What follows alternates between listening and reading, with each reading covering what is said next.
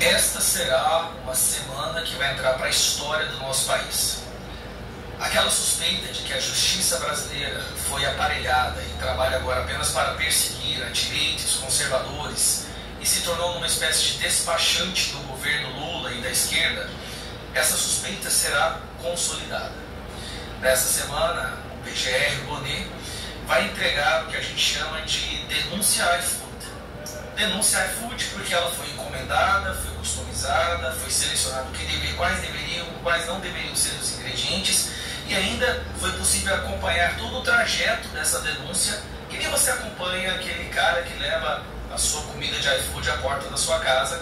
Foi possível acompanhar todo o trajeto dessa denúncia, que será entregue nas mãos daqueles que os encomendaram, que são os ministros do STF. O curioso é que nós estamos falando de uma denúncia que está sendo a mais esperada pelo sistema brasileiro, uma denúncia que não tem provas concretas, baseada exclusivamente em delações. Uma das principais delações de uma pessoa que tem sido torturada pela justiça brasileira, pelo Alexandre de Moraes, nos últimos 2 anos, que é o Cid Moreira, no qual tem até um áudio dele dizendo que eles já têm tudo pronto, eles já têm o crime, eles já têm a pena, já está tudo planejado, eles só precisam pintar o quadro de que tudo foi feito seguindo o processo, o devido processo, sendo que nós sabemos que não foi.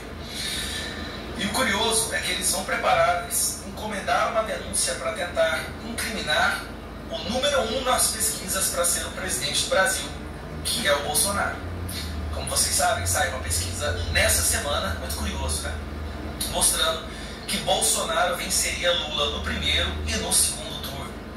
Então aí você vê o desespero dessas pessoas em apresentar uma denúncia contra o presidente por um crime que nunca aconteceu. Uma denúncia para investigar e averiguar o tal do golpe, que nunca houve. O golpe não aconteceu, não houve. Então é uma denúncia para criminalizar alguém por um crime que não aconteceu, sem provas, usando delações de pessoas que foram torturadas pelo sistema até que elas falassem exatamente o que elas gostariam de ouvir. Então, se o mundo já suspeita que o judiciário brasileiro se tornou uma espécie de poder paralelo, uma ditadura do nosso país, essa denúncia vai ser o último prego do caixão. O último prego do caixão da opinião internacional de que sim, a justiça no Brasil, a democracia e as instituições estão falidas. Esta é a verdade. Vão fazer de tudo para impedir Bolsonaro de ser candidato. Já o tornaram inelegível por fazer reunião com embaixadores, por participar de uma manifestação no 7 de setembro, e agora por um crime possível, algo que nunca aconteceu, usando delações. Não há uma prova sequer. E para tornar tudo ainda mais assustador, eu vi essa matéria aqui que me chamou a atenção. Possível, suposto, hipotética, teria. São 207 condicionantes que enfraquecem o inquérito do golpe. Ou seja, nada é concreto. Todo o inquérito, toda a denúncia, tudo está se baseando no poderia ser, hipoteticamente, teria. É tudo uma situação hipotética, condicional. Não há nenhuma prova. Tudo é interpretação daquele grupo que a gente chama agora de Gestapo do Moraes, que receberam a encomenda. Esses são aqueles mais ou menos que preparam a comida e o PGR coloca no embrulho, no saco. E assim que funciona a linha de produção de denúncias para prender os líderes da direita no Brasil. Agora nós estamos falando do maior líder da direita da América Latina. Pesquisa mostrando ganho do Lula no primeiro e no segundo turno. Só resta uma opção para essas pessoas. Para salvar a democracia, tem que se prender aqueles que a democracia quer eleger. Então nós estamos falando de uma semana que vai entrar para a história como a semana mais vergonhosa da história do nosso país. E o mundo está olhando para o que está acontecendo aqui. E vai ter países do mundo que não vão aceitar. Ninguém está caindo nisso mais.